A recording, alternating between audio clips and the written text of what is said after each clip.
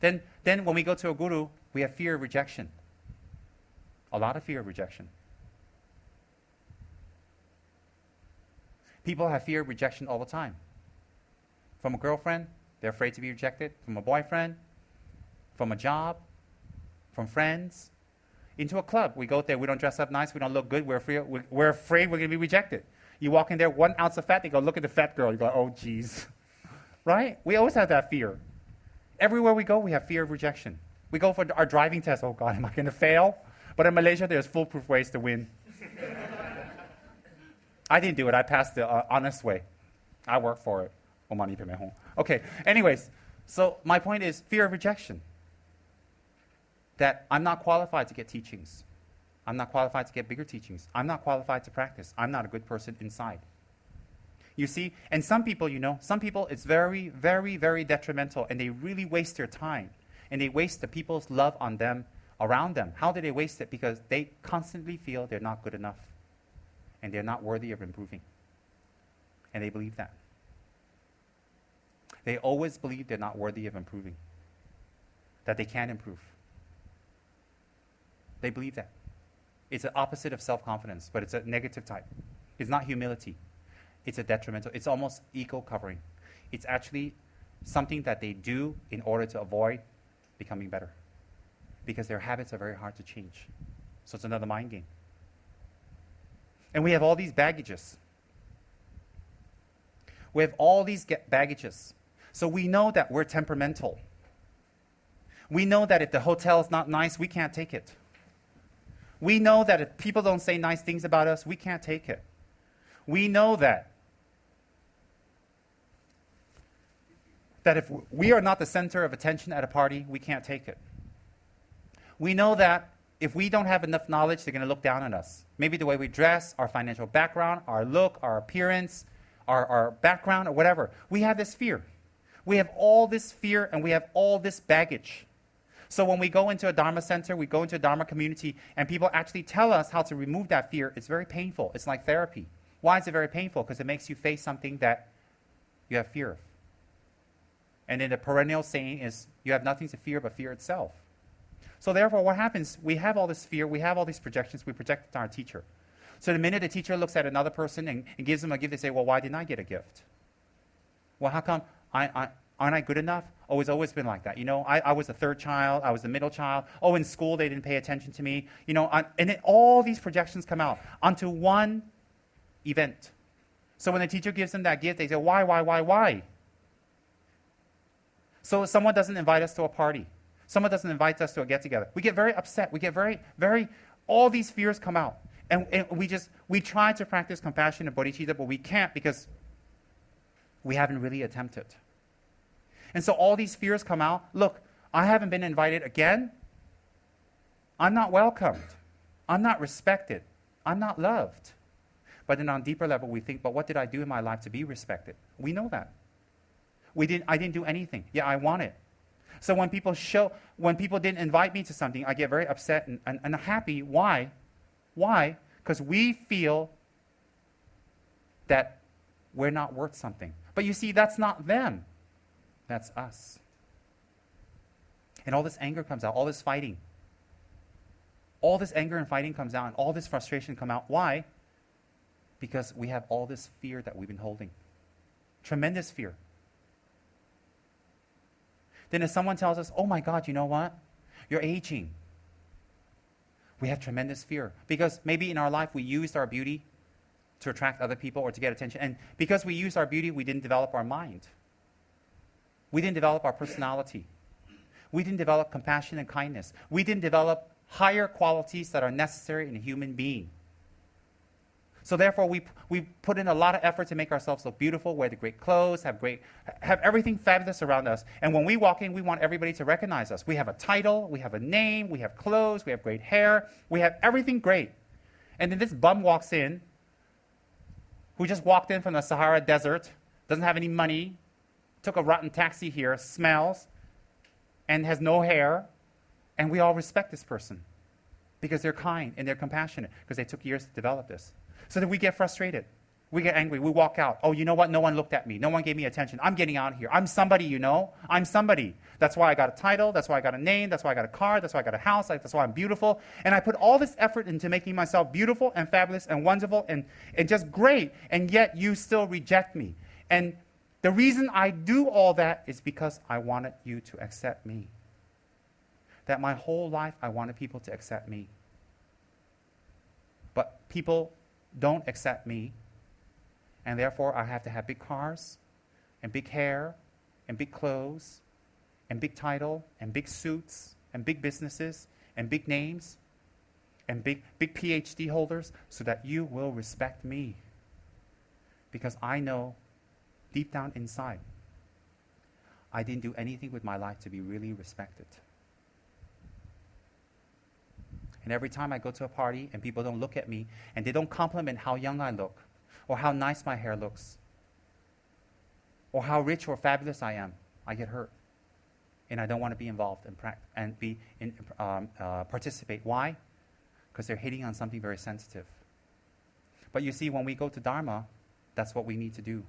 Instead of running away from that sensitive pain, we have to approach it. Why? How far can we cover it? How much can we cover? How much? So we have to think very carefully. And on top of that, you have to think very carefully. We know that maybe we lied. So or maybe we know that what we say is not accurate. Or we know that our speech is not pleasant. Or we know that we use our speech in unpleasant ways in the past. So therefore we find less and less people listening to us. We find less and less people listening to our speech. So what we do is we repeat ourselves. We make our voice louder. We talk. We don't have punctuation between sentences. It goes continuously on. Why? So we don't feel the pain of rejection. That someone won't shut us up and tell us to keep quiet. Because deep down inside, we know we didn't do anything to earn anyone and even our own respect.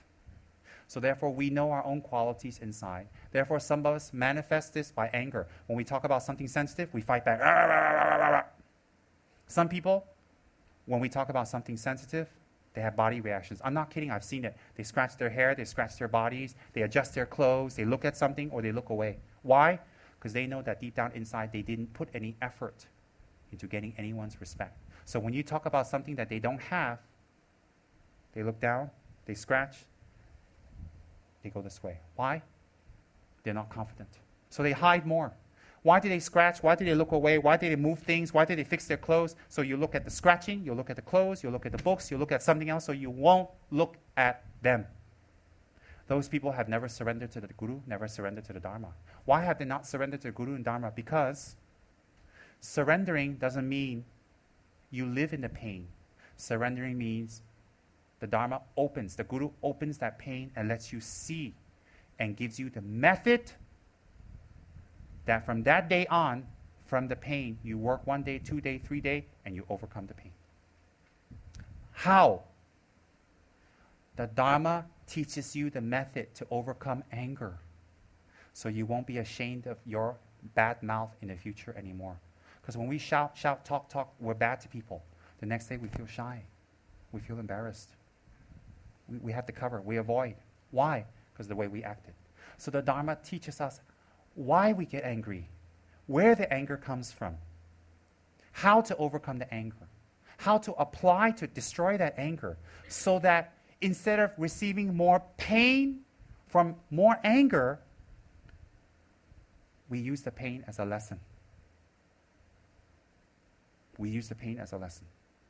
So when our Dharma teachers tease us, and our Dharma teachers scold us, and our Dharma teachers tell us off, if we react back in anger, in pain, or quiet, or run away, or I don't want him anymore, that's the way we've been acting our whole life to avoid this pain. That's how we've been acting our whole life to avoid this pain. And this pain was not given to us by anyone. Why? It came from us. So therefore we run away from our gurus. Some of us fight with our gurus. Some of us reject our gurus. Some of us think negative thoughts and criticize the gurus. Why? Because the guru touched on something very sensitive in us.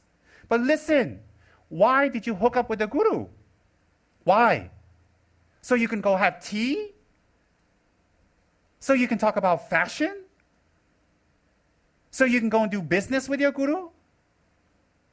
So you can take things from your guru? Why did you hook up with a guru? You hooked up with a guru to surrender to yourself. How do you surrender to yourself? The guru pinpoints to you what is creating your suffering and unhappiness. And then not only points it out, teases you, cajoles you, and points it out to you, but he also gives you the method on how to overcome it. That's the difference between a normal person scolding you and a guru scolding you. Therefore, it is said when a guru scolds you, it is like wrathful mantras.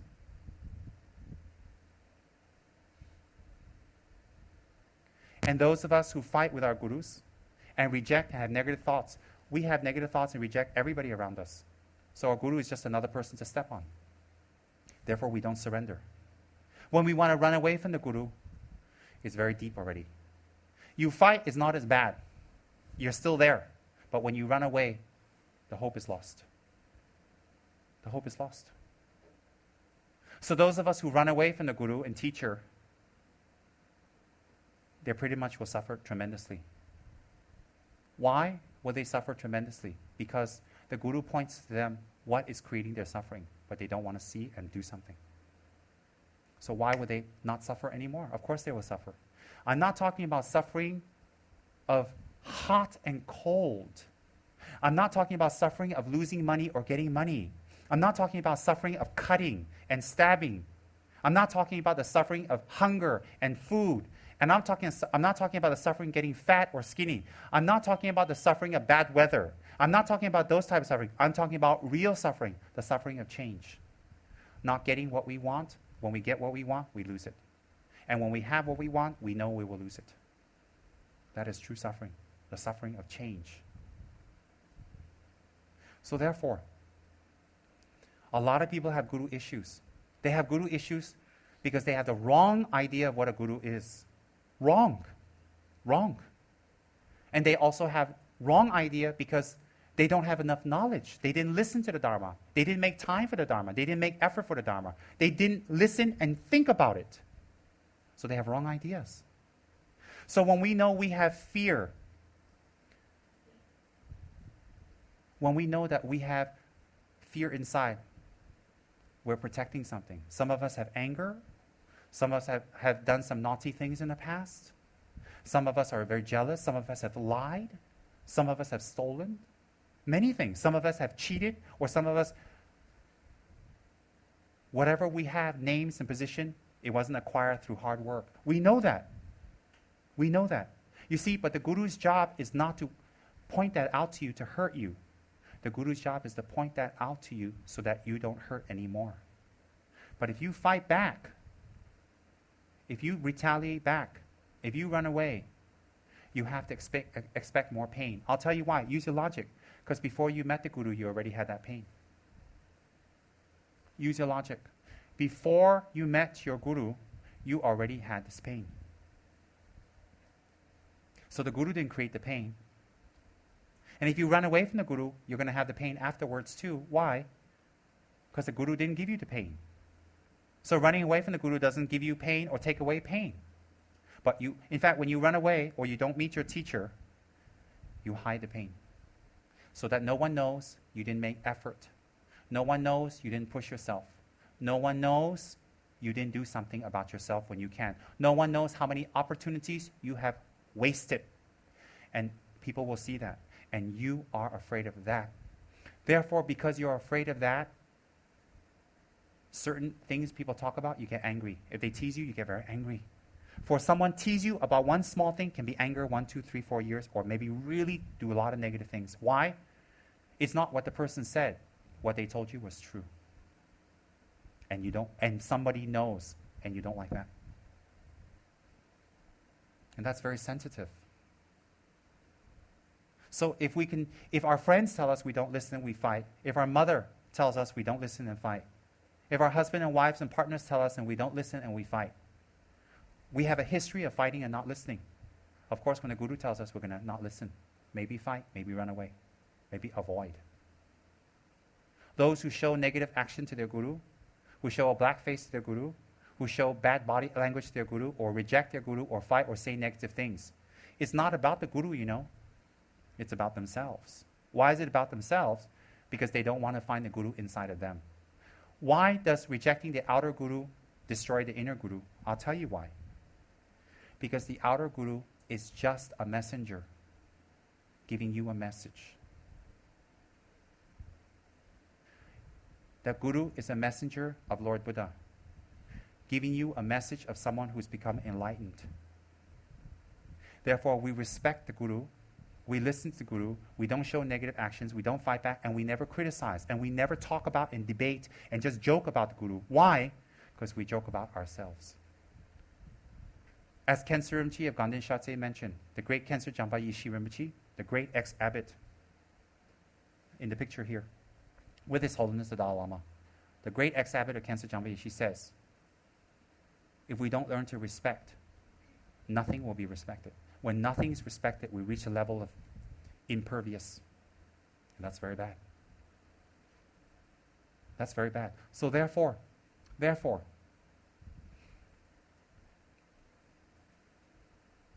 we're hiding our anger. We're hiding our lack of knowledge. We're hiding our lack of position and station. We're hiding our lack of respect. We're hiding our lack of wealth. Some of us are hiding from the source of our wealth. We hide many things. So when people talk about that, we fight back, we ignore, we scratch, we cover, we run away, we avoid, or we divert their attention to something else. Why? Because it hurts us. So in Buddhism, what we need to examine is this. We believe in a higher power. We believe in the blessings of Buddhas. We believe in the holy Dharma protectors such as Benden Lhamo, Setrat Mahakala. But that one is all outer. The real Dharma is here. You see, people always talk about Dharma protectors, which one is good, which one is bad. They always talk about which lineage is good. It's a waste of time. People who talk about that, it's a waste of time. It shows you how much they don't know Dharma. Do you think in the monasteries, the monks discuss that? Do you think the High Lamas and students discuss that? Do you think the High Lamas discuss that with each other? They don't. They discuss the mind. They discuss how to overcome the mind. They discuss meditation. They don't talk about protectors and lamas and lineage, who's good, who's bad. They don't talk about that. Why? Very small issue. Waste of time issue. It's like old ladies get together and talk about who's wearing what color hat. What High Lamas and Dharma practitioners and Buddhists get together to talk about is the mind and transforming the mind, not to increase gossip, not to increase negative talk. Why? If you increase it or you help people to increase it, it's very bad. If you have knowledge, you must cut their talk. You must cut their talk by say, shut up. No, wisdom. And you must be firm. So what we need to talk about is like what we talk about in the monasteries. Mind. Mind. I've studied so much. I bring it down to you in your language with your own language. So,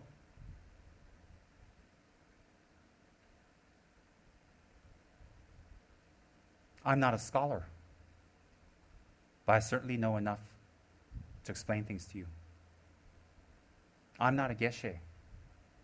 I'm not proud. I'm not proud. To me, when I die in a few years, doesn't matter if I'm a geshe or not. But if I had affected people's minds and the teachings continue, then I've died well. That's more important to me. I don't care if people think I'm a monk or I'm not a monk. I am. I don't care if people think what I dress and not dress. I don't care. I was born as a Rinpoche. That is what I'm born in from my previous lives, recognized by the High Lamas. I didn't say, hey, you recognize me. That's what they recognize me. So when people criticize me and say things about me, they also criticize the Lamas. They criticize their masters. They criticize those great masters who have recognized this person. It's very dangerous. It's indirect. You're a bad son. You're so selfish. You're so bad. It reflects your mother. Your mother didn't teach you or raise you well. Same. So when you criticize the teachers and Lamas, You criticize their lamas. You criticize their lamas and their lamas. You criticize their lineage. Very dangerous karma. Very dangerous. That word makes you block your mind from listening to the Dharma. We shouldn't. We like, we don't like, leave it. We like, we listen, we don't like, don't listen now. Never criticize. And some people today even talk about, big issues like, do they like the Dalai Lama? Do they not like the Dalai Lama? How can anybody not like the Dalai Lama? We're supposed to have compassion for a spirit, a ghost. We're supposed to have compassion for an evil force. In Buddhism, there's no magic or rituals to destroy evil. There are rituals to subdue them and bring them to the Dharma, or to calm them down by compassion. So if we have to be very kind to a spirit, of course we have to be very kind to His Holiness the Dalai Lama, but that word is wrong. How can anyone be against a holy monk like that? Cannot. Whether he's your guru or no guru, who cares? He's a holy monk, the end. The end. So even people dare talk about that these days. Who has faith in Dalai Lama? Who doesn't have faith in Dalai Lama? Who likes Dalai Lama? Who doesn't? Oh dear. Stupid lay people with no knowledge and no study, too much time, too much money, fat, dumb, and happy, just talking about the Lamas, talking about the Rinpoches. The Rinpoches for many lifetimes have emanated again and again to benefit others. When you criticize them, you criticize their whole lineage. You criticize the people that recognize them. You criticize the very people who put them on the throne. You criticize the whole institution. They cannot sit in an institution such as Ganden on a throne in front of many hundreds of monks and to be recognized and to be whatever. That means every monk and every lama, every geshe, every rinpoche, and every abbot is wrong. My. Bunch of silly lay people running around saying, who has faith, who doesn't have faith, whose lineage is pure, whose lineage is not pure, who's practicing this, who's practicing that. My. I pray to the Buddha. I follow the Dharma and I respect the Sangha. The end.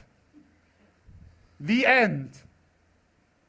Whatever else I practice or don't practice, none of your business. Why is it none of your business? If you're higher than me, you can see when I'm practicing, you got clairvoyance, what? So you don't need to talk, blah, blah, blah, blah, blah, blah, blah, blah. Obviously, you're stupid. You didn't practice, that's why you don't have clairvoyance, so you don't see nothing, blah, blah, blah, blah, blah, blah, blah, blah, blah, blah, blah, blah, blah. Then you become more stupid. You look like a duck, blah, blah, blah, blah, blah, blah, blah, blah, blah, blah. Oh, chicken. If you're higher than me, you got clairvoyance. You can see when I'm practicing, you don't need to introspect and check and look and talk and gossip because you have clairvoyance. Since you don't, stupid. Then some people say, hey, I better check this guru out, see what they practice, how they practice, so I can see if they're qualified now. Oh, you're so qualified, is it? You are so qualified to check out your guru and all the guru. You're so high. Who put you on the throne, dearie? Oops. Simple. It's simple logic. And I love every single Buddhist monk on this planet. Whether they follow my lineage or not, I don't care. Oh, he's not Tibetan Buddhist, he's a Thai monk. Oh, no, cannot. Oh, he's a Nyingma monk. No, cannot. Oh, he's a Gelugpa monk, but what side? The dark gray yellow Gelugpa or the bright yellow one? Which side? In between, you take your guess. I don't take any sides. I follow the Buddha. I follow the Dharma. And I respect the Sangha. Because I take refuge and I respect the Sangha, I don't criticize any person who wear any robes. Never. And then some lay people have the nerve to criticize monks. Hello! You're sitting around making money, doing your studies, playing on a computer, going out clubbing, having orgies, hanging out at the zoo because you're reincarnated from there. You know nothing about the monk vows. You know nothing about monk rules. You've not given your life and given yourself to meditation or practice ever. And then you can some more criticize the monks when you know nothing about their vows. You've studied not the Vinaya Sutra. You know nothing about their practice. Nothing about the holy Ganden lineage of Lama Tsongkhapa. You know nothing. Some of you never even been to Ganden. Sorry, I'm spitting. I'm getting passionate. I always spit when I'm excited. I don't know who said that. I'm so excited I can spit. Oh yeah, RuPaul. Yeah, RuPaul said, I'm so excited I can spit. I think I'm going to do that. Chia knows who RuPaul is. Chia takes refuge in RuPaul. Bill's like, I don't take refuge in RuPaul. That's goner. That's a has-been. I'm into the Buddha now. That's right. And he doesn't pray to any Buddhas without a yellow hat. That's it. He's made his firm stand. No Buddhas with no yellow hats. Tara's like, what about me? He's like, nope.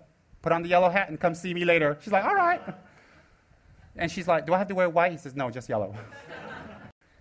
Then they can criticize the monk. They know nothing about monk vows. They know nothing about the monk rules and monk procedures. They have not dedicated, they have not shaved their hair. They have not hanged out in gurus. They have not hanged out in Mon God with the cockroaches. They have not hanged out anywhere. I've been living in Dharma centers for the last 30 years. I ran away from home when I was 15, and I slept on the streets, and I walked from New Jersey to Los Angeles with my Dharma bag full of books and this side my clothes. That's it. And I slept outside, and I begged for food. Why? Because at home, I'm not allowed to practice Dharma, so I left home. You don't do that here. That's American. Here, you respect your parents. They're very kind. Over there, I left. I walked across the United States, and I hitchhiked all the way. I was jailed. I was put in jail. I was beaten. I had crimes committed on me. I'll talk about it another day. I had a lot of problems. Crimes that might excite some people, so I don't want to talk about it right now. Oh, please. Why don't you find someone to lick? I like that. There's a new one. Find someone to lick. You like that, JP? Find someone to lick. JP's like, oh, God, why did I have that drink? Why did I lick David? Why? But his inner self tells him, I don't regret it. Because Rinpoche won't reject me because of that. Thank God Ben wasn't there. His tongue is as long as my elbow and hand. That's Ben. Have you ever seen his tongue? It's very long. Why do you think Joe goes there and works with him at night all the time? I tell you, Joe saw Ben's tongue, and that's it. Not that Ben wants to lick him or anything, but the tongue thing gets, Joe likes it.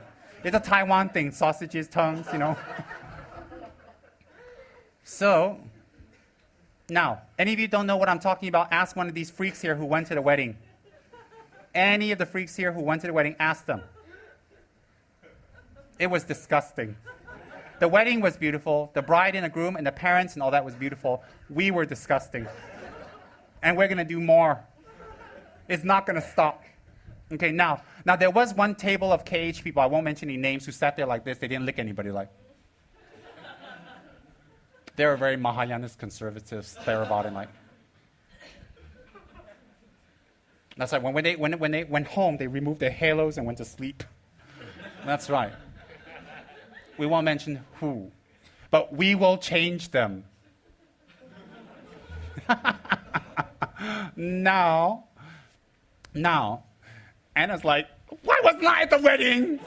I haven't been licked since this morning. Why? Oops. Oh, dear. Kim's like, lick, wedding, lick, better than a pub, lick. He doesn't hang out drinking anymore. He comes here and listens to our sex dharma. This is better than the pub. See, you're not thinking about your problems anymore. You're happy. Okay, now, so how can lay people anywhere criticize monks? It's a big no-no. Once you take refuge, you say, I'm a Buddhist, you cannot criticize monks. That's one of your vows. You cannot criticize anyone in robes. Whether they're in robes or not in robes is not for you to judge. You don't know their rules. You don't know what's allowed. And you don't judge one monk tradition of one country with another monk tradition. In Tibet, it's different because of situation, social, backing, and climate, environment, it's very different. So you don't take one rule of one country and apply it to another and then start judging. Very bad. Thailand, Japanese, Chinese, Tibetan, Korean, Mongolian, they're all beautiful individual Buddhist countries that have their beautiful Sangha community and their rules. You cannot compare. You cannot. Why can't you compare? Everything's different. Then here, you don't have a Malaysian Sangha. Some are Mahayana monks, some are Thai monks, some are Tibetan monks. You don't have a Malaysian Sangha. You don't have nothing, no platform to even compare yet. So we can't criticize monks. When someone starts criticizing monks, you have to tell them very nicely, please don't. You have your vows, or you're a Buddhist. Well, I didn't take my vows. Well, it doesn't give you the right to criticize people who have. What do you know their vows are? When His Holiness the 14th Dalai Lama left Tibet, he wore a soldier's outfit with a gun. He broke his monk vows? No, he didn't want to get detected and killed. How long can a monk grow his hair? Do you know the rules? Do you know what condition they can grow their hair? Do you know? Do you know? Or you don't know, you simply talk. Do you know how long they can grow their hair and under what condition? Do you know why? Do you know when a monk can wear lay clothes and not wear lay clothes? And why? Do you know why? Do you know what are the monks' vows? Do you know how many vows they have? Do you know what is the primary vows that's very strict and the other ones that with time you have to break? Not really break, bend. Do you know? Do you know there are some places in the world that monks can't go in their robes? They can get killed or abused. So what do you want them to get killed? Abused? Very ignorant. Don't criticize the monks. Don't compare one tradition with another. Hold your refuge vows. You don't have refuge vows, respect people with vows. Criticizing people with vows is very dangerous.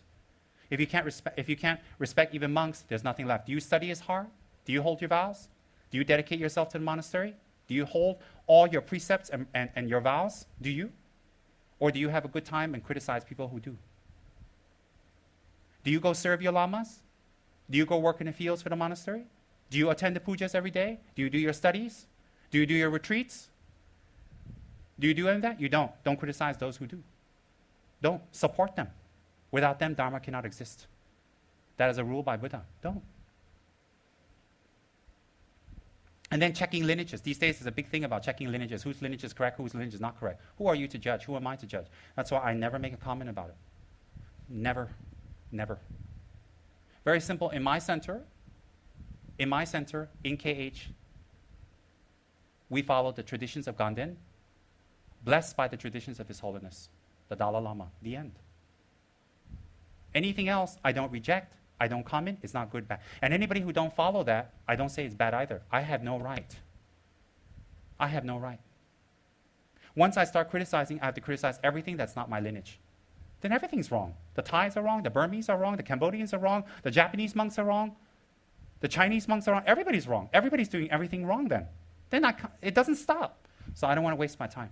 I follow my lineage. I do my practice. You want to do something else? It's good, it's bad? I don't know. But I don't care. Why don't I care? I don't have time. But if you follow my lineage, you will follow what we teach in Ganden. And there's nothing wrong with Ganden. Sarah, Drepung, Tashi Longpo, everything came from Ganden. Everything. Ganden is the mother. Everything. My abbots know what I'm doing. My abbots endorse me. I can't break any rules. I go back and see them. I send them letters. I have monks come and visit me. I have Rinpoches come and visit me. My friends from Ganden, they go back and give reports to the abbot. Am I afraid of the abbot? No. I have nothing to be afraid of because I'm not doing anything wrong. I'm not in Tibet. I can't teach and act and wear and dress and be as I'm in Tibet. There's different situations, very different. I'm in Malaysia. So it's very, very important. We don't criticize teachers, we don't criticize lineage, and we don't be judged. Whatever the Dalai Lama says is correct, the end. But there are two sides of a coin. He may say white at this time, and another time he can say black. Another time he say white, another time he say black. It depends on the time and the place. For some countries he go to, he say, hey, practice Tara. But then he goes to another country, he says, no, you practice Avalokiteshvara. Then is he lying? Is he wrong? No. It's the place and time and people. Cannot. And there are many people out there. Many people. There are many people out there who don't believe in His Holiness the Dalai Lama. Because they're bad, because they're wrong? No. They have their own lineage. They have their own practice. They have all their own traditions. Let them practice in peace and pray, help, donate, and send your energy to them to grow. All forms of Buddhism must grow. In the end, we believe in Buddha. Very simple. So what is that? When we criticize lineage and we criticize this and this, it is our mind projecting onto others again. Why is that? Why is it we cannot avert criticism or stop criticism? Because we don't have enough knowledge to stop criticism. If other people talk, we don't have enough knowledge. So we make up things to cover. We make up things to say things to make them respect us. Why do we criticize lamas? How can we criticize a lama? How can we criticize a tulku? Tulku in Tibetan means emanated body, one who can emanate back again and again, whether by prayers or consciously. They come back to teach. They come back to help. Check their actions. What do they do? How do they act? What do they do 24 hours a day? What have they been doing for the last 30 years? What have you been doing for the last 20, 30 years? Then you can check if they're tulku or not. Very simple. We cannot criticize. I'm not telling you not to. I'm telling you why you shouldn't. I don't. Never. Never. Never. Respect all teachers, whether we feel they are right or wrong, or other people feel they're right or wrong. Respect all Sangha. We are not in robes. We don't have their vows. It's very heavy karma.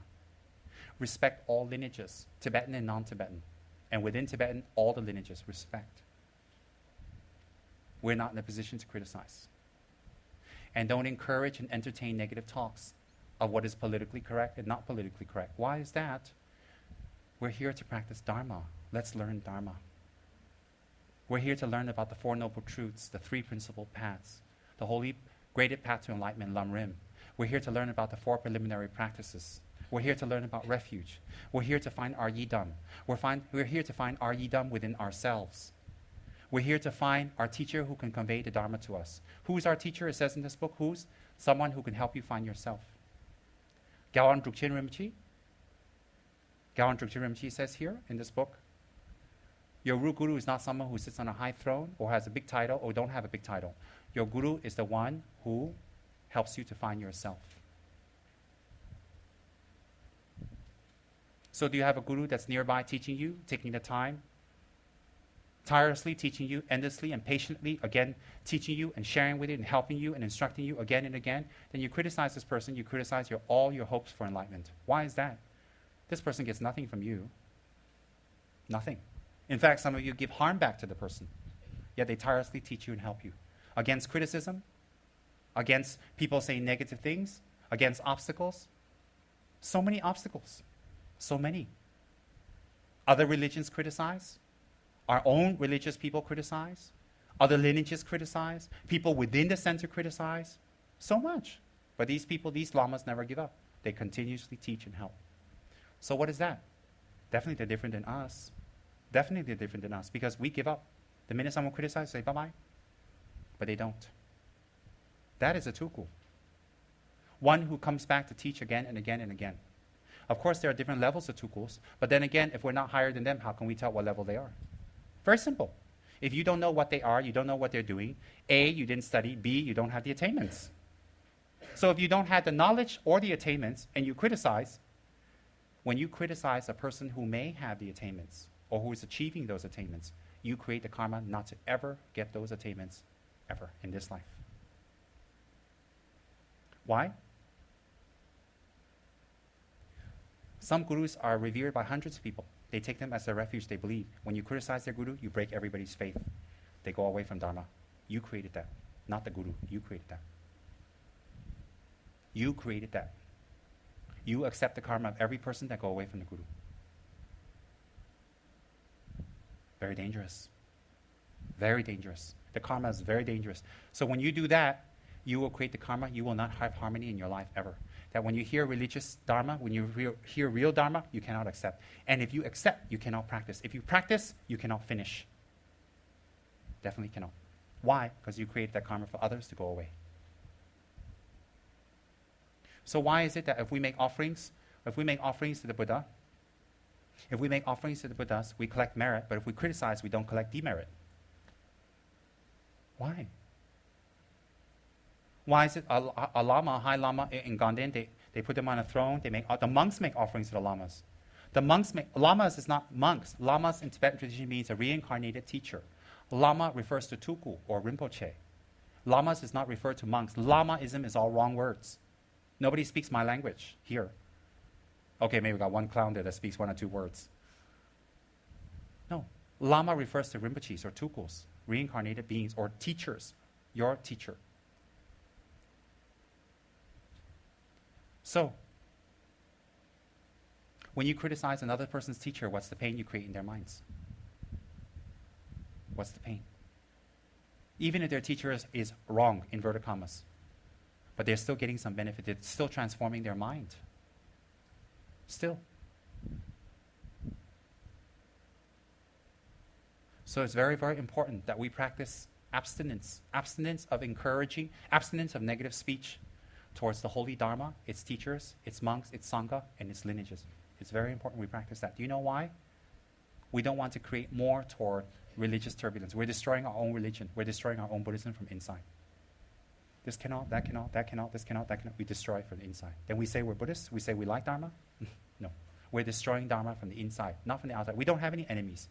Malaysia is a beautiful country. It encourages multi-pluralistic existence. All religions. What a beautiful society. Malaysia doesn't destroy it. We destroy it by our mouth. And our mouth is an extension of our lack of knowledge, is our lack of study, lack of understanding, lack of contemplation, lack of attainments. So if you criticize others, two things. A is you don't have attainments. B, you didn't study. Because high lamas in Ganden, I don't hear them criticizing, ever. Ever. So I usually follow their example. I don't follow normal people's example. I don't hear Kabji Lati Rimchi. I don't hear His Eminence Kabji Rimchi. I don't hear His Holiness Trijan Dorji Chang, anything in their teachings, or Lama Yeshi, anybody criticizing others. Never. Not even other religions. Never. So that's the example I follow. Do you know why? When I die, you won't go with me. Me and my karma will go with me. So if someone seems to be a high lama, benefiting many beings, and I criticize, that karma will go with me. Very dangerous. Why is that very dangerous? How does it help us? How does it help your practice? How? How does it help your own practice? So if it doesn't help your own practice, we have to think carefully. What do we have to think?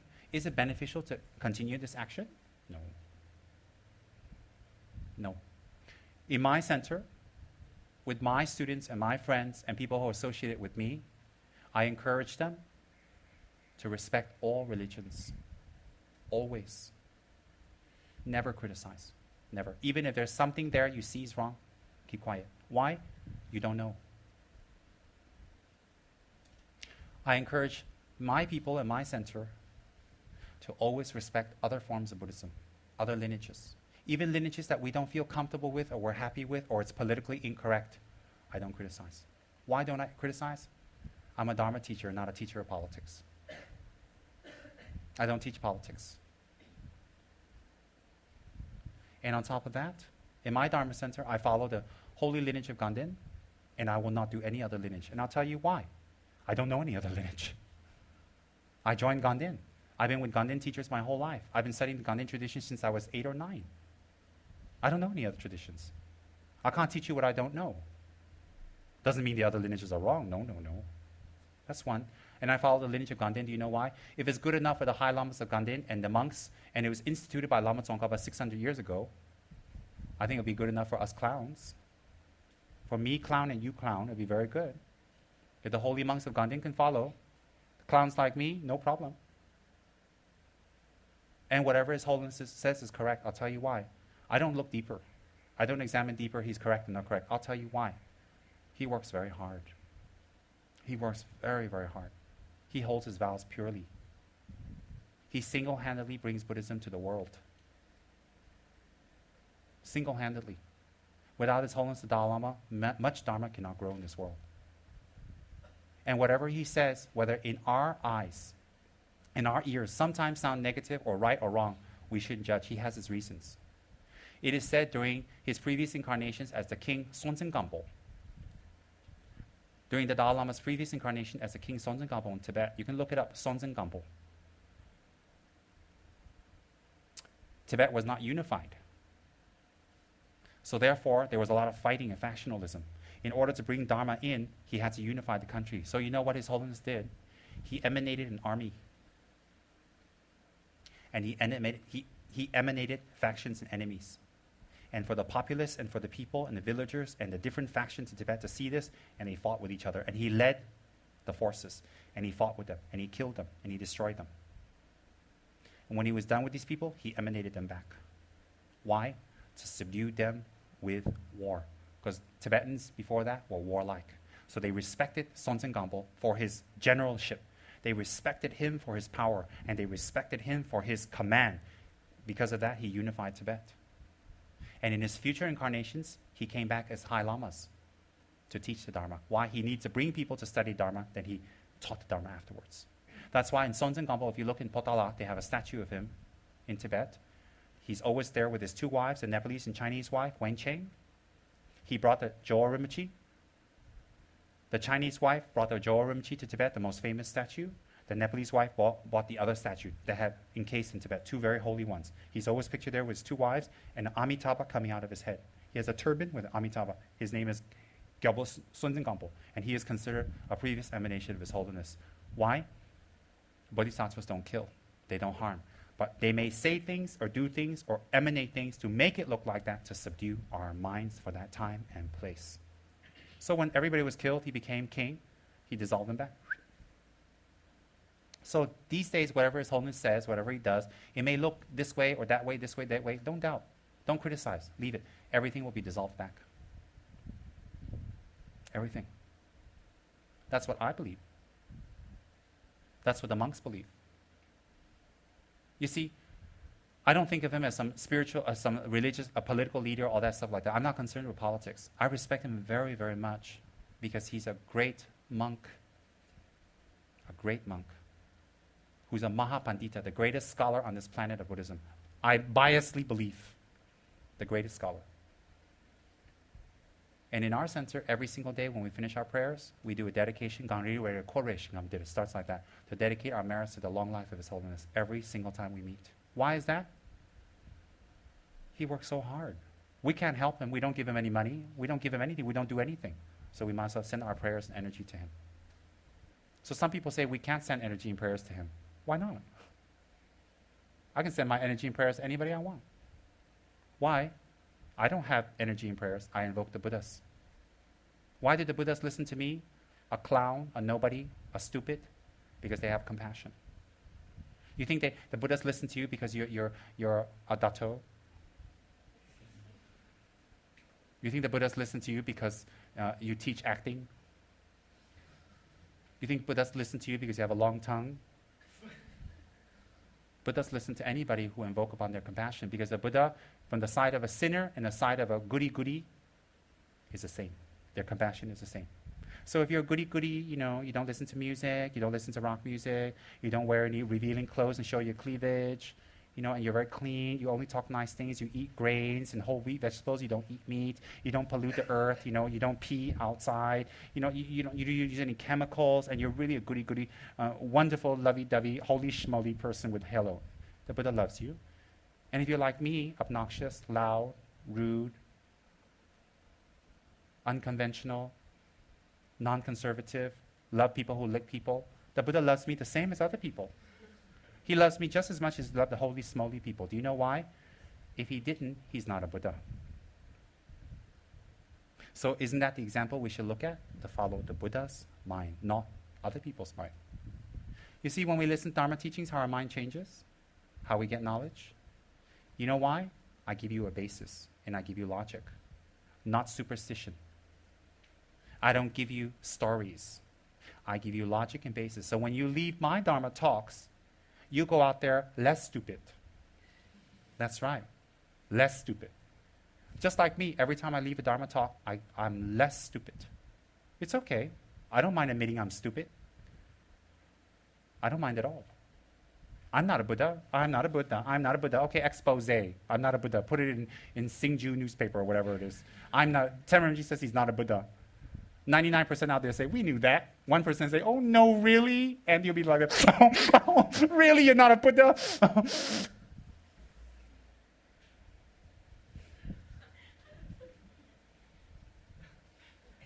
Did he lick you? Why are you so happy? Oh dear. Your victim is nearby.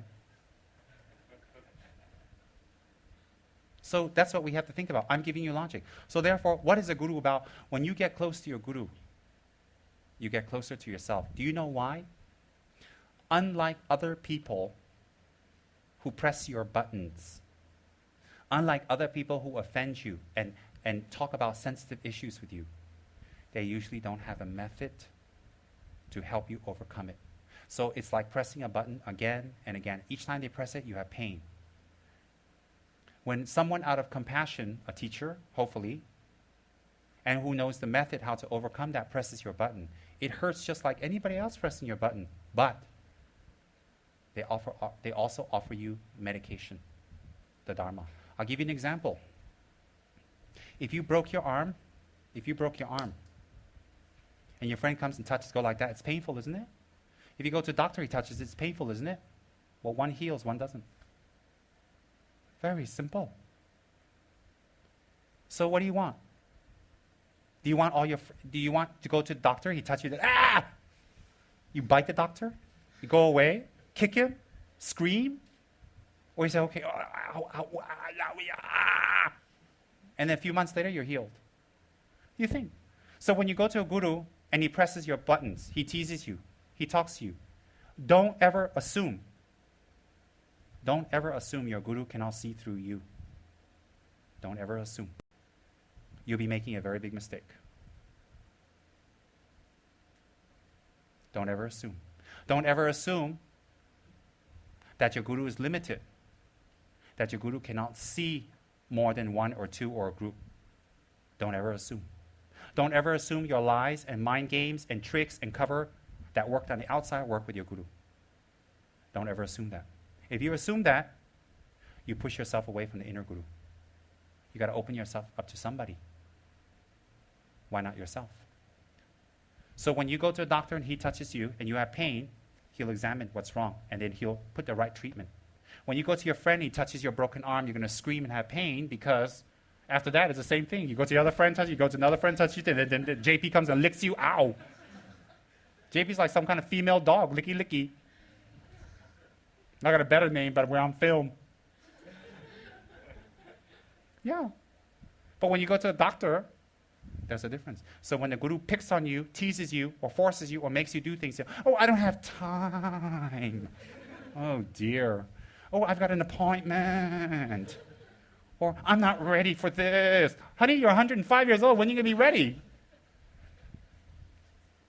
And you make noise. It's like going to the doctor and the doctor touches you. You say, cannot. Oh, I cannot. I don't want this needle. I don't want that. I don't want to put this. I don't want to take that or that. Go home.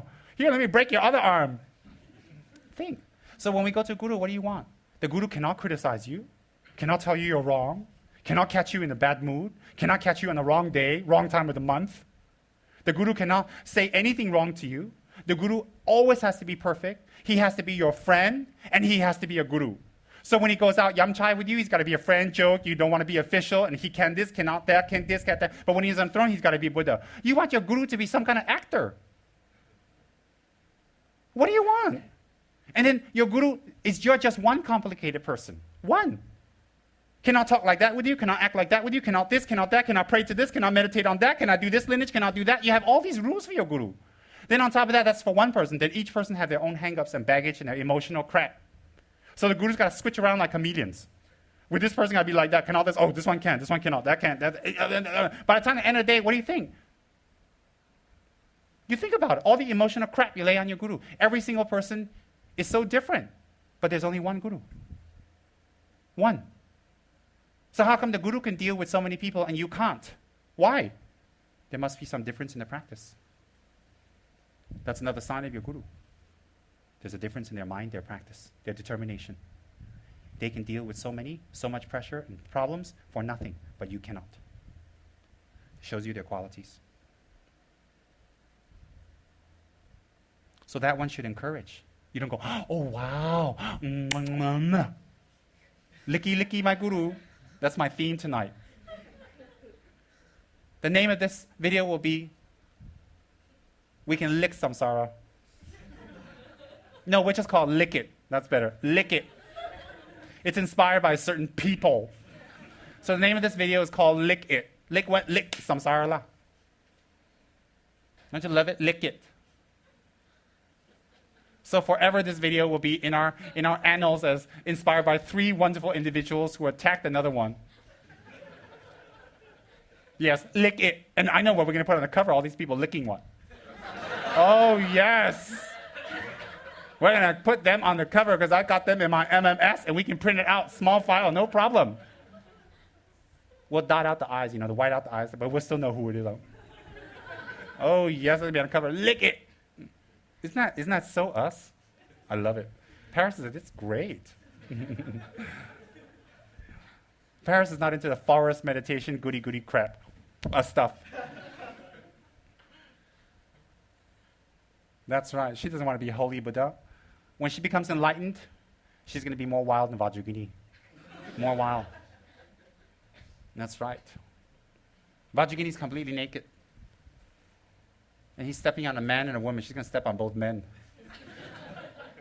And her mantra is going to be, Om men are playthings for women. Hongpe. That's she wore a shirt like that before. Kim's like, I don't mind. I don't mind being your plaything. Oh dear. And Paris said, I got one condition. You got a lot of saliva? JP said, what about me? What about me? Me, can I get involved? 2 is boring, 3 is fun. That's JP's philosophy. He looks all goody nice with all the shirt and all. At a party, he's like,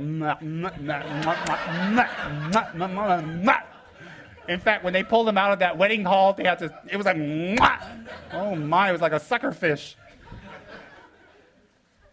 David had to put antibiotic cream for a few days. Oh dear. All right, so that's what we're afraid of. We're afraid of all this emotional, oh my God, this clock doesn't work. I was thinking, why is it still 8:30? I think it's so early. I'm not kidding.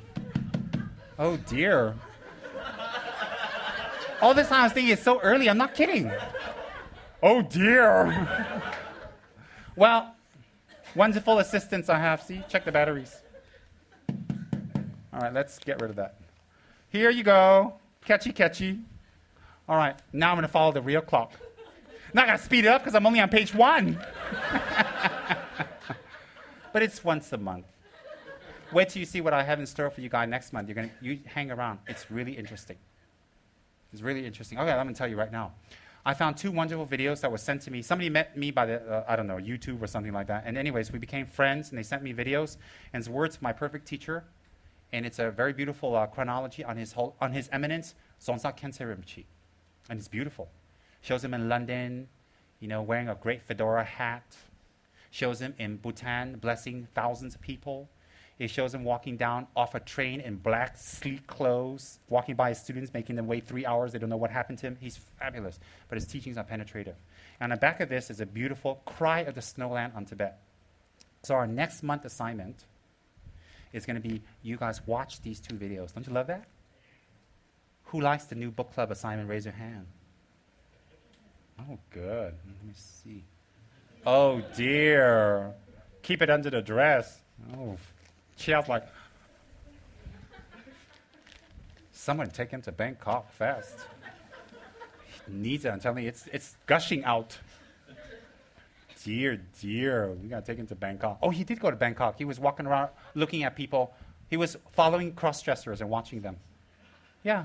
He came back, gave me a full detail how they wear, where they went. He actually followed them down the streets, cross-dressers, all right, drag queens. Yes. He came back and told me a whole detail of what they eat, what they do, how they talk, what they look, what they wear. Perfect memory, and he was awake. I was amazed. I was like, you went to Bangkok, and that's what you want to tell me? How big was the Emerald Buddha? I don't know.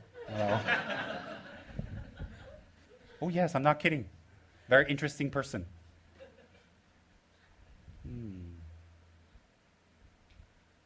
All right, so that's our fear. That is our fear of the Dharma. That's a fear of our Guru. So when our Guru says something, we're afraid he's going to press on something that's very sensitive. And then we reject, we fight. And there are students who go away from the Gurus. There are students who actually go away from the Gurus because they told them something that they don't like.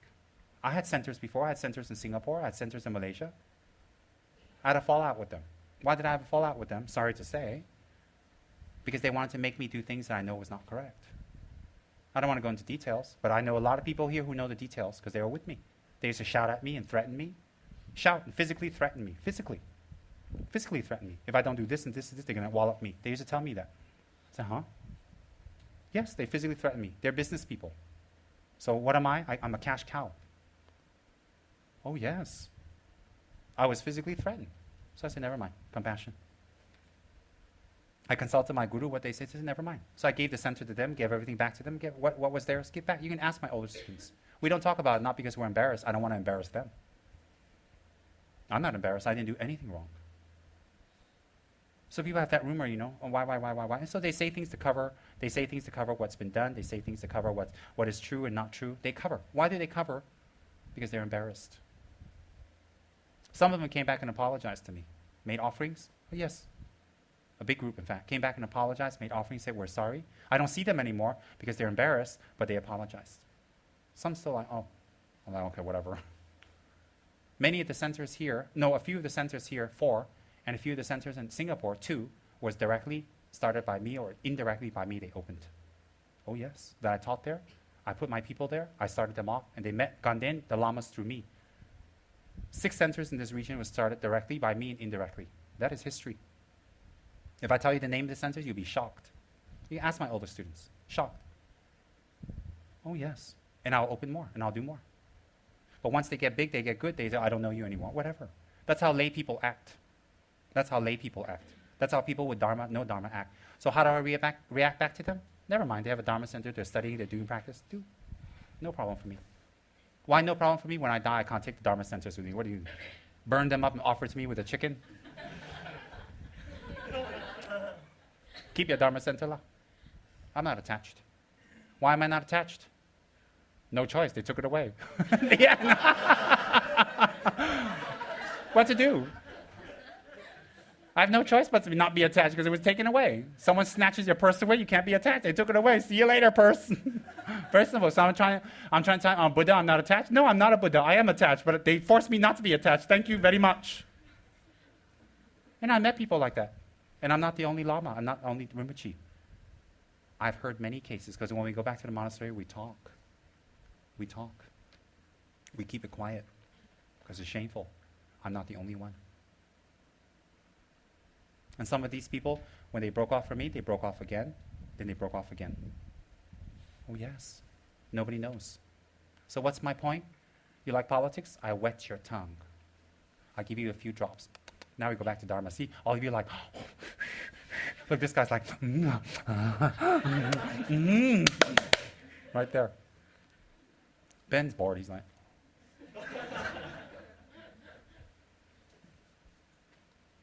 Chow wants to go back to Bangkok. I mean, the story, that is. JP's a little tongue-tied. Oh dear, licky. He even told me, he sent me SMS back, VIA somebody, I forgot who, and asked me to try it sometimes. I'm like, dear Rinpoche, you should try it yourself. I'm like, how do you know I didn't?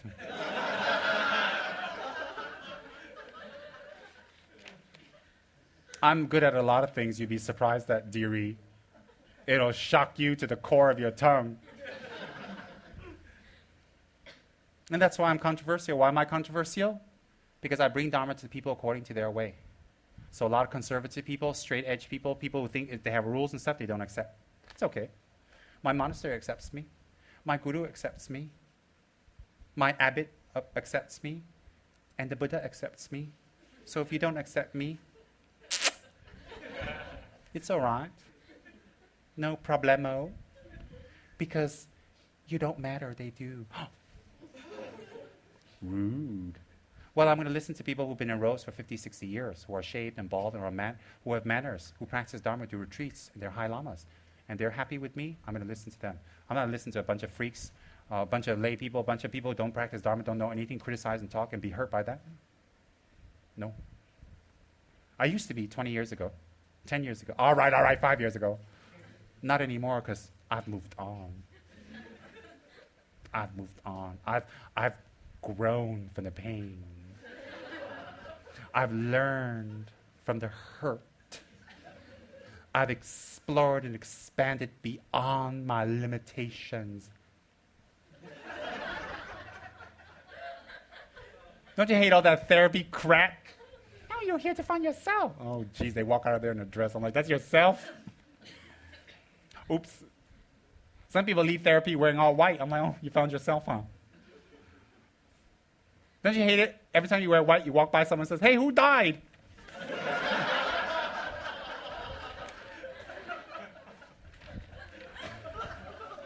Only in Malaysia, like America, they don't think that. They say, hey, virgin, huh? Some people, they're an American mind in a Malaysian body. Well, I'll tell you why they wear white, because the virgin in them died. Oh, dear. So, if we have these fears, my friends, that's what's causing your anger.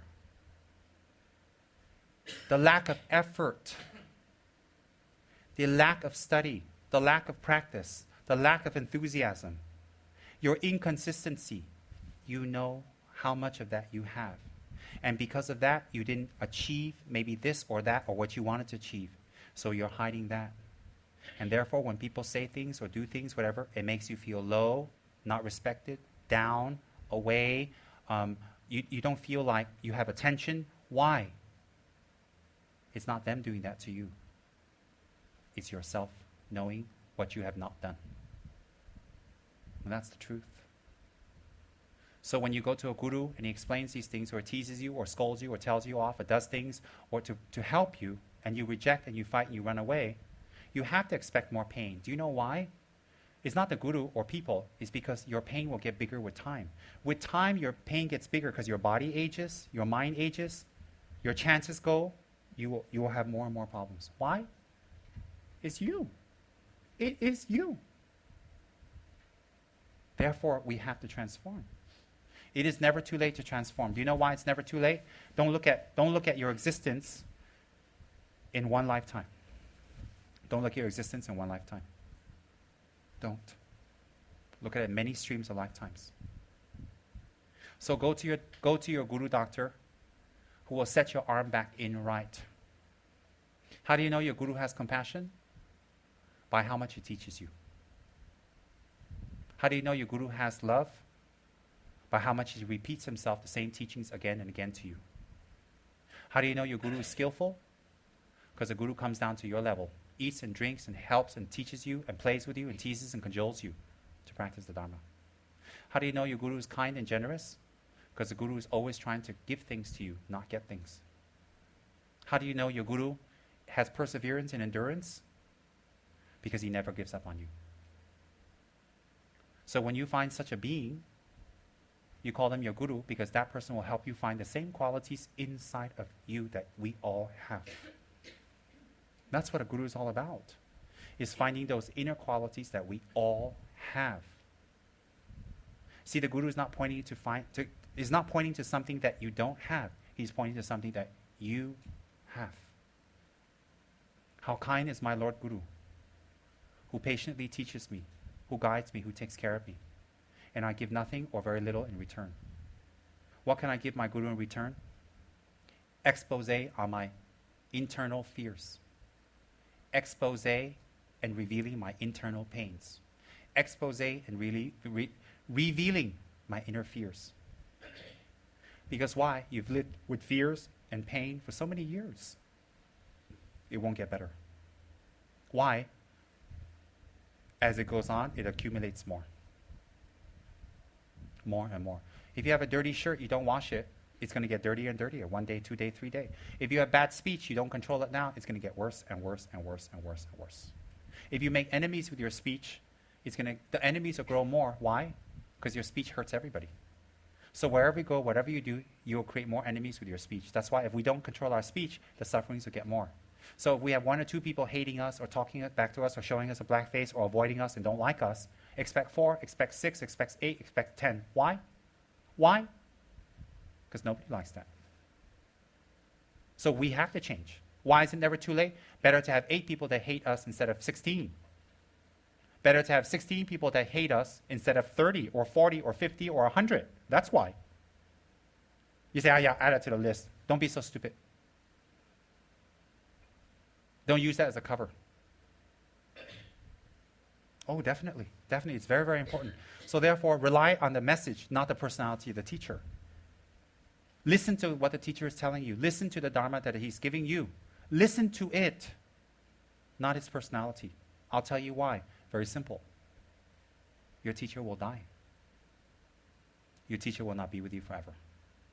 And even before your teacher dies, he cannot be with you 24 hours a day holding your hands. So you need to listen to the words. Rely on the meaning, not just the words. The words sound nice. The words sound great and it's beautiful. You write it down and put it in your notes and you email it to your friends or whatever. But you need to listen to the meaning. The meaning is, are you doing it? Are you doing it? Rely on the meaning and not the provisional ones. What does provisional mean? Anybody know what provisional means? David? Can we use a simpler word? I'm not so educated. Huh? Rely on the meaning and not the ordinary one? Very good. Don't look at the superficial meaning, as I described with the Dalai Lama. Look at the real meaning deep inside of the teachings. Don't look at superficial cannot.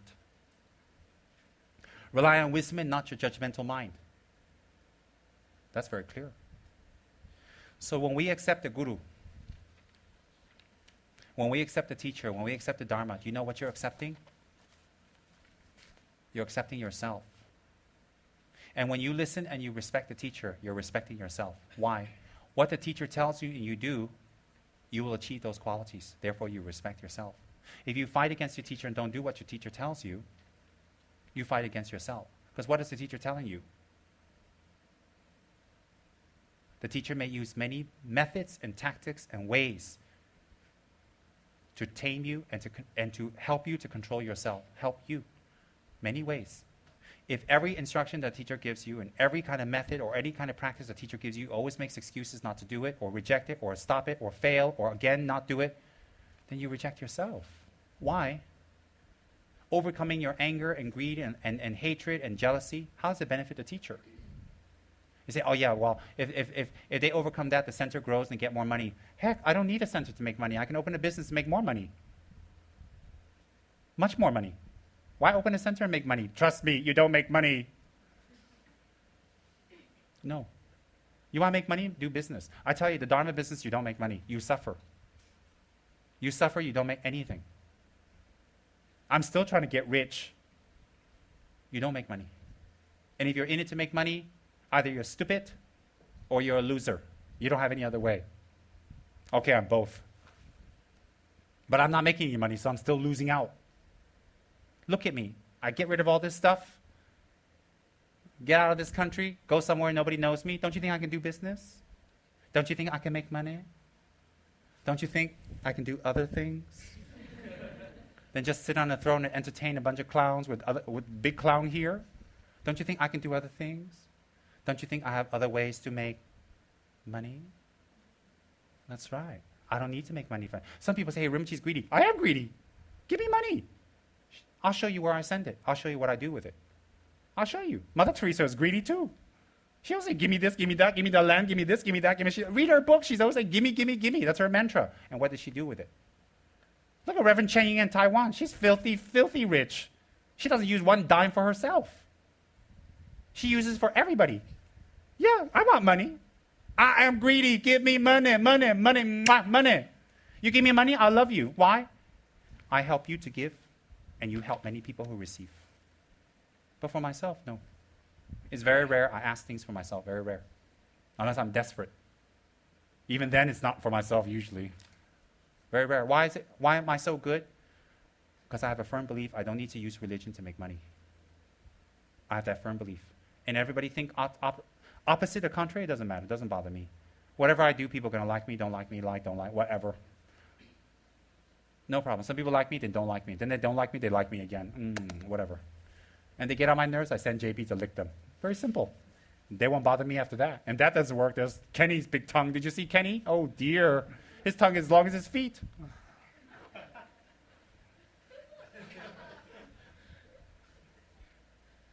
Very revealing.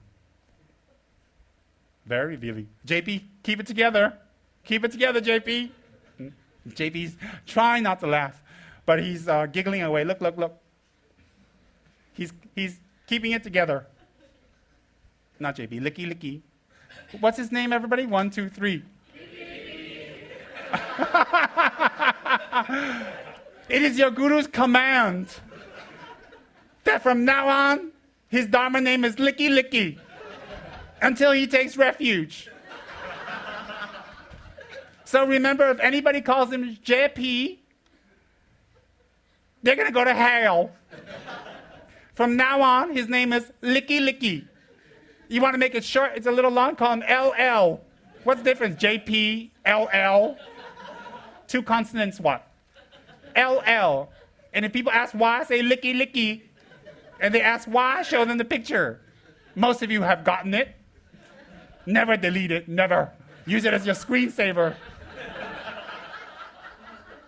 And if JP wants to opt out of VPC as the head, we show his mother the picture. And if he wants to opt out of any work and doesn't want to meditate and become a Buddha, we show his whole family the picture. The only way we won't show his family the picture is if he becomes a Buddha. And he practices compassion.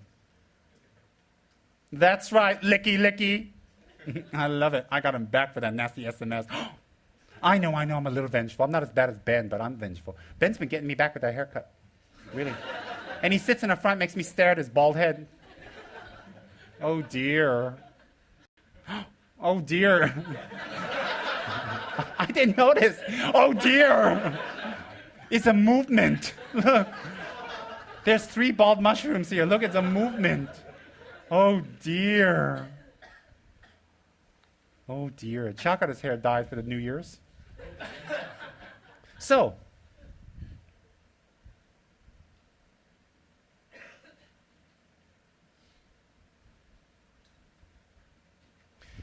a relationship with our teacher helps us to be authentic. That's a summary. A relationship with our teacher helps us to be authentic. It helps us to find ourselves.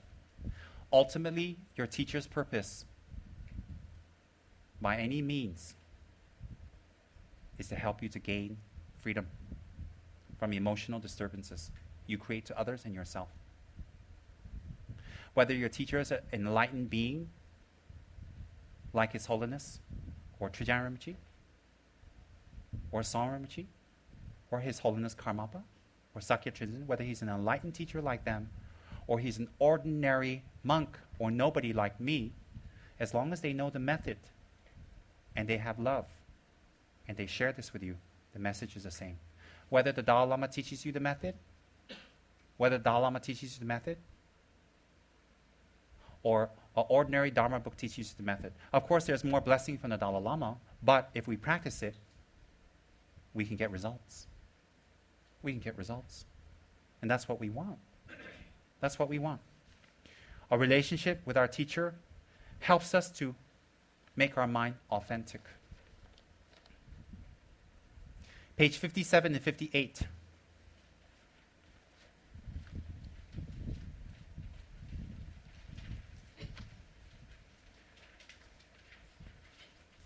Last paragraph. Sogyal Rinpoche says that we can attend teachings and meditate for years, but it often doesn't touch or change our basic being. The whole point of meditating is that it can change our fundamental attitude and that we should keep not our meditation and our daily lives separate. It can change who we are so that we do realize before it is too late, before we or others die. We seem to stubbornly persist in our habitual patterns, despite intending to change. After a while, we can also become what we call Dharma stubborn or Dharma immune. We think that we have heard the teachings before and don't let anything in. We had to complete all the teachings rather like taking a course of antibiotics, finishing the whole cycle. Otherwise, we build up a resistance. So taking Dharma teachings is you have to finish the whole cycle, or it's like antibiotics, you build up a resistance. Because we think we know better and don't have the humility to know our own ignorance. The only reason we cannot finish Dharma practice is we're not humble. Enough. We close ourselves off and our ego becomes even stronger. We become frightened to be open and vulnerable and takes risks to trust and to learn new ways of doing things. Then the paragraph right below that, we are so afraid just to give in, even once, and do what the Guru asks us to do. We think that it means that we have fallen under this person's control. and that we will somehow lose our freedom and independence, our free will, and therefore our money, our partners, and family, and become part of a cult. The paragraph before the last, as well as his sweetness and softness, like his teacher, Maro also demonstrates that he can be extremely powerful when the occasion calls for it. His experience of working closely with Rinpoche and other lamas over the years has honed or sharpened his awareness and skills so that he can help other students effectively. He explains clearly the usefulness of Rinpoche teaching in a wrathful manner, cutting through directly to the heart of the matter, and he also embodies that quality himself. His ability to let go of himself and encourage all of us to take risks and just to make the attempt to try is his gift to us. So what is this guy telling us? To work with our teacher, or to receive teachings from our teacher, or to work closely, in our case as liaisons or whatever, is to hone and sharpen our awareness. It is not to challenge our teacher. It is not to challenge anything. It is to sharpen and hone our awareness to be of service to others. That's why you're close to a teacher. So if you work in the ladang, you work in an organization, you work in the outlets, you work anywhere, you must reflect your teacher. Why is that? The whole purpose of you being there is to help others. How do you think you can help others if you yourself can help yourself? So how can you help yourself run away and go by yourself somewhere in a cave or in your home? No. You've been doing that your whole life. Hanging out by yourself, you haven't helped yourself, of course, with your teacher. You see, working for your teacher is not about working for your teacher. Working for your teacher is that you have the karma to be around someone who will make your awareness sharp and make your compassion grow at a fast, elevated, quick speed. Then you say, I'm not ready. You might never have that chance again. Never. How much did you have to go through to find a teacher in this life? It's very important. Very, very important. Page 59, top paragraph. Then I traveled on my own and noticed I had problems, and I had no one to blame anymore. So it says here, it says, Maro's story, last paragraph 58. I was born in Italy in a small village called Borsai in the Dolomiti Mountains, and I grew up in a poor family living a simple life. Ever since I was young, I wanted to be useful to others. I grew up as a Christian and went to church regularly and used to teach catechism and serve Mass until I was about 14 or 15. After compulsory army service in Italy, I felt dissatisfied with my life and in fact had always had an inner searching. So I traveled for a couple of years in the East when I was 21, hitchhiking from Italy to Pakistan to Nepal and India. I was on a search, but I didn't really know what I was looking for. I used to blame my family, the government, politics, the church, and always thought that my unhappiness was caused by these external factors. Listen to this. I used to blame my family, the government, politics, the church, and always thought that my unhappiness was caused by all these external factors. Something incredible happened on the first trip that really showed me something. I traveled for a while with a friend, and we had problems. I used to blame him. Then I traveled on my own. I noticed I still had problems, and I had no one to blame anymore. I thought that everything was fine with me, but was unhappy because of others. I slowly had to realize that it was to do with me. I wasn't in Italy or with my family or my friend. It was quite painful, but somehow the finger turned from pointing to the outside to the inside. This was a great discovery, shifting to realize that what we have to work with is not so much what is out there, but is very much within ourselves. So what Maro is telling us is very beautiful. He's telling us that he found what was wrong. His guru helped him. His guru devotion was not sitting at the guru's feet and serving, which he did, but his guru devotion was that last line. He found himself. He found out who was to blame for his problems. That is guru devotion. That's real guru devotion. If we're devoted to our guru, gifts and praises and candy and money and ang paos and all these things are the guru needs. I won't deny it. But if he's a real guru, that's not what he's looking for. See, supporting a guru in his dharma work or bribing a guru is different. Supporting a guru in his dharma work by being his sponsor or helping him with intellectual knowledge or money or skills, he'll use that to benefit others. But giving that to your guru to be excused from doing practice or to be excused from yourself or to be excused from changing yourself. So, oh, I sweep up for the Guru every day. I cook for the Guru every day. I'm in his house and I do this and this for the Guru every day. So I don't have to change. I don't have to transform myself. I don't have to change myself. Why? I offer him that what? Is that what your Guru needs? Yeah, he needs it, but is that what your Guru actually is after? If you think your Guru is after that, you won't be enlightened. Why? You have the wrong view of your Guru. Wrong view. So if I sponsor my Guru and I offer things that he needs, am I accepted from transforming myself? Of course you're not. Do you know why you're not? Because in the end, you have to die without any exception to anybody else. You die with no exceptions. So in fact, living and serving and teaching and working and doing things with your Guru should make you even more better and wonderful. And if you can't get along with your Guru's students and friends and other members and outside people, it will build up to a point where you can't even get along with your own Guru. It will definitely build up. Why will it build up? How much can we do before the water? How much can you fill the bucket till the water comes out? It will definitely. One day you will fight with your Guru. If you don't fight, you'll run away. If you don't run away, you'll make excuses. If you don't make excuses, you will shut off. Is it the Guru's fault? The Guru is too wrathful or too pushy? No. If the Guru is too wrathful and pushy, he will be like that with everybody, not just you. So if it's just you, maybe that's the method that you need. But if you run away from yourself. So you think, oh, I need 1-2 years off. That's 1-2 years you've gone off from yourself and wasted. Very simple.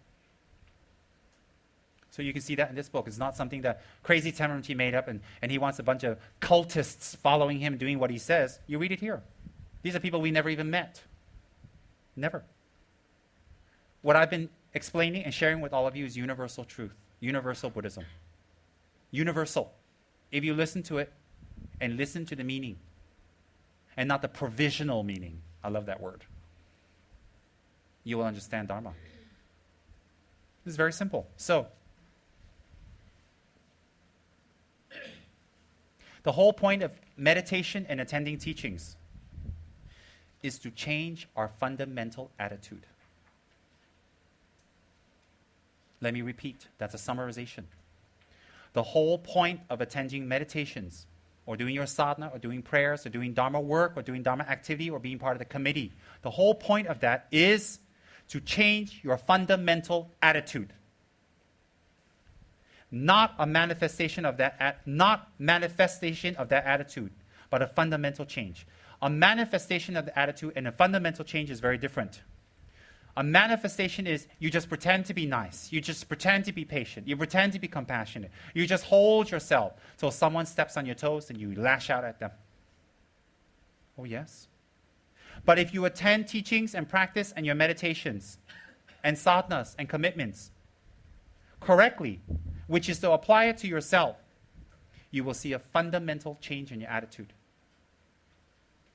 Whatever you do remains the same, but the fundamentals change. When the fundamentals change, it will be different. That's why when a normal person like myself scolds people, I can make enemies. If my high gurus like Saramji scolds people, he will transform their mind. So do we have that power of scolding? To transform people's minds? To plant seeds of Dharma in their mind? If we're very advanced, we can visualize ourselves as Yamataka or Hiruka and shout at a person and scream at a person. It will plant seeds of enlightenment in their mind. No one will know. You'll see that person as a normal person shouting. They'll see it as you shouting, and they'll be very angry. They probably hate you for the rest of their lives, but you planted Yamataka's blessing in them. Many ways. People don't understand. So people look, oh, that guru is so fierce, shout like that. People are very judgmental. They know nothing. They have no knowledge. High lamas can manifest themselves as a yidam and shout and clear obstacles. How do you know? There are high lamas who can shout at spirits and make them go away by shouting, "Get out!" The spirit will run. Immediately. They don't need pujas. They don't need rituals. They can even burn their hair. They can send their hair to that place, and when they burn that hair, the smell of that lama will be there. The spirit will run. Why? They know who the lama is. Oh, they are very accomplished beings like that. You trust me. You don't think everybody's like you and me, clowns. Go to a Taoist master, put foods here, wear pendants, wear chakras, wear vajrayaginis, buy another chakra, buy another book, do pujas, black tea, protect me, protect me. After the puja, the black tea, the chakras, you still see the guy with no head standing there. Think about it. Yeah. Some of us do all kinds of meditation. Wah, wah, wah. When they wake up in the meditation, all the other monsters are sitting there going, wah, wah. And they're like, uh-oh. And some even do wrathful pujas, you know? They do wrathful pujas, and the spirits as pujas do a wrathful puja back. They drive car. Oh, yeah. Don't be so presumptuous. But highly attained beings, not necessarily lamas, not necessarily men, women, not necessarily even Tibetan. Highly accomplished beings can take even their hair and burn it at a place. And those spirits will run. Oh, they will. You burn it. Highly accomplished beings. You can even go to the spirit and say your lama's name. My lama's blah blah Rinpoche. You go away. They will go away by the power of your lama. But you need to have your lama's permission. You can't simply just say, hey, Tsem Rinpoche told you to get lost. That's it, me and you in big trouble. That ghost will be very busy at night visiting me and you. What did you say, Tsem Rinpoche? Oh, I was just kidding. Please don't cut my head off. Yeah. But if your lama is accomplished and he tells you, tell the spirit that Tsem Rinpoche said, get lost. Then you go and tell him, excuse me, Mr. No Head. And the ghost will be like, Rah. You'll be like, Rinpoche said, Tsem Rinpoche said, vamos, out, go away. Then he'd be like, Tsem Rinpoche, uh-oh. They say, well, who the heck is Tsem Rinpoche? Then he uses his third eye, which is not on his head, no head here. So he clairvoyantly looks at your guru, and your guru is a clown. He says, you're going to get it now. But if he clairvoyantly looks at your guru, and your guru is Yamataka, or Hiruka, or Vajrayini, the spirit will say, oh. So if you're not highly realized, the best thing is when you have problems like that, you meditate on compassion. You think about their rebirth. You think about why they became a spirit. You think about how they're suffering from loneliness and cold and from lack of nutrition and food and drinks, and they're thirsty, and they have to wander like that for hundreds of years. You immediately make an offering of incense to the Buddhas to them, and you pray for them immediately. You don't try to do all kinds of weird supernatural meditations, because once they enter into you, that's it. You don't want to do some meditation on the smakra, you know? You open up your chakra, open, and then the guy goes in and close, and you're like, oh dear. And they can't enter. They can enter through your chakra here. They can enter through here. They can enter through here.